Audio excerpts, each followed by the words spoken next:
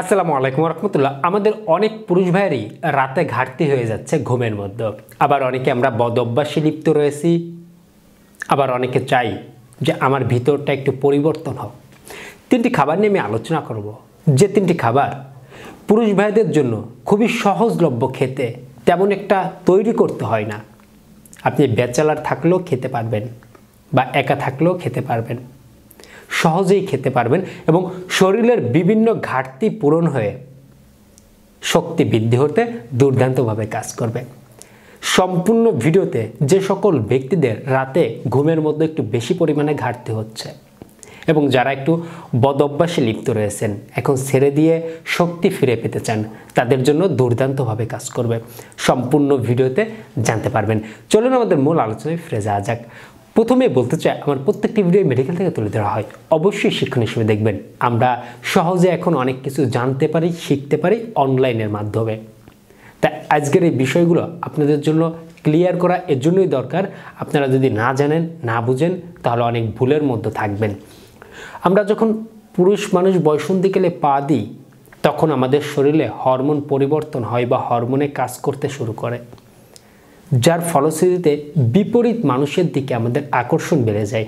আমরা পুরুষ মানুষ যেহেতু, মেয়েদের দিকে আমাদের আকর্ষণ বেড়ে যায় আর আমাদের শরীরে বিভিন্ন পুরুষের ভাবটা কাজ করতে শুরু করে।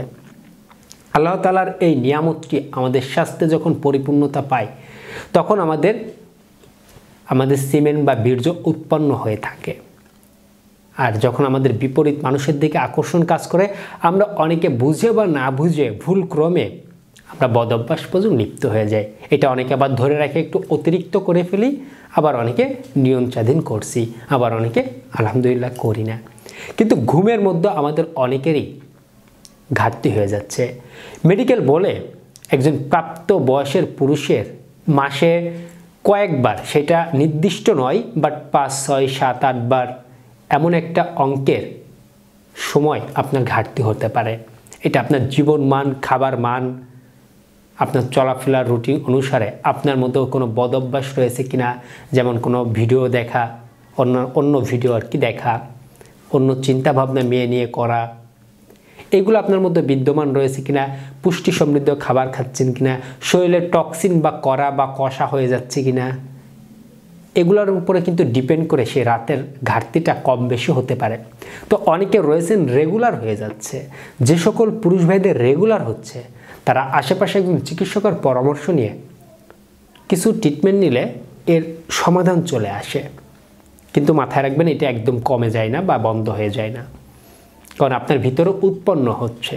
যেহেতু আপনি অবিবাহিত, আপনি আপনার ওয়াইফের কাছে যাচ্ছেন না, সেই ক্ষেত্রে এটার ব্যবহার যেহেতু হচ্ছে না, আপনাদের ঘুমের মধ্যে আউট হবে, এটা স্বাভাবিক ব্যাপার। এটা নিয়ে অতিরিক্ত চিন্তা করতে হবে না। ঘুমের মধ্যে এই ঘাটতিটা ধরলে কোনো রোগ না, বা না ধরলে রোগ হতে পারে, বিষয়টা এমনই।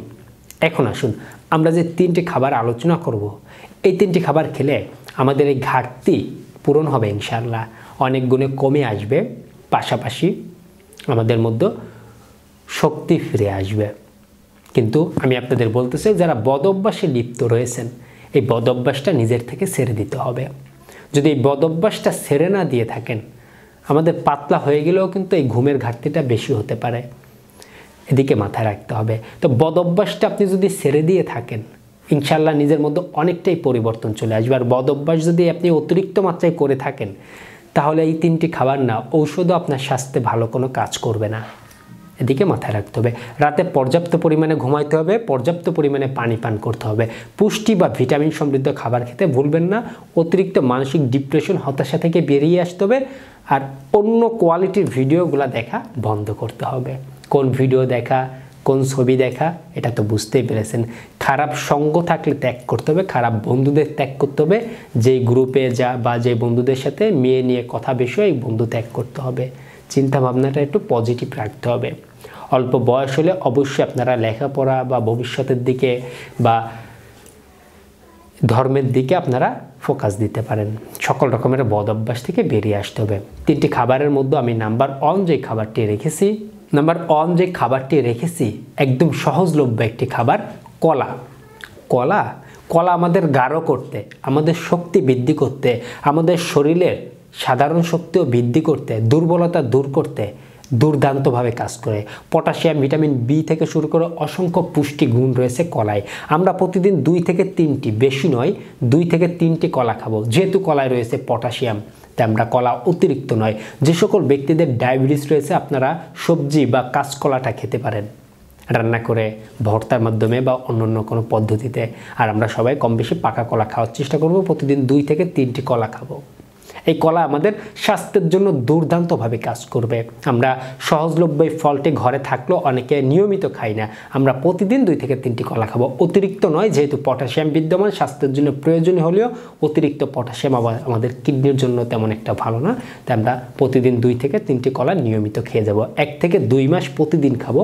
এরপর আমরা মাঝে মাঝে এই ফলটিকে এড়িয়ে চলবো না, খাবো। নাম্বার 2, ডিম। আরও একটি সহজলভ্য।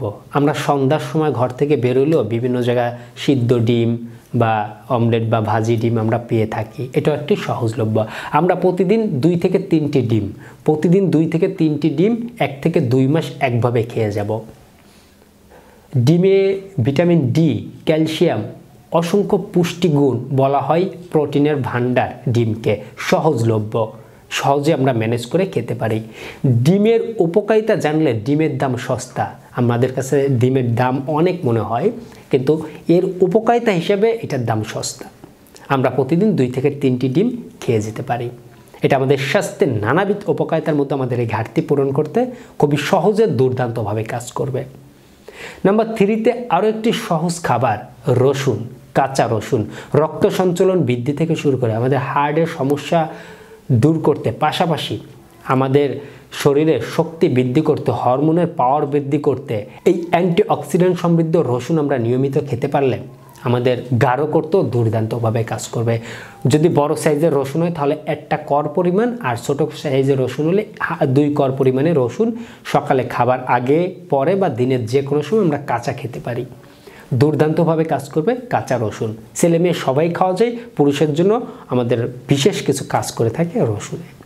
এই 3টি খাবার আমরা নিয়মিত খাবো। নিজেকে একদম দুর্বল বা হতাশা মনে হলে আশেপাশে একজন বিশেষজ্ঞ ডাক্তারের পরামর্শ নিতে ভুলব না। সবাই ভালো থাকবেন, সুস্থ থাকবেন। সকলে সুস্বাস্থ্য কামনায় আজকের মতো এখানেই শেষ করছি। ধন্যবাদ সবাইকে।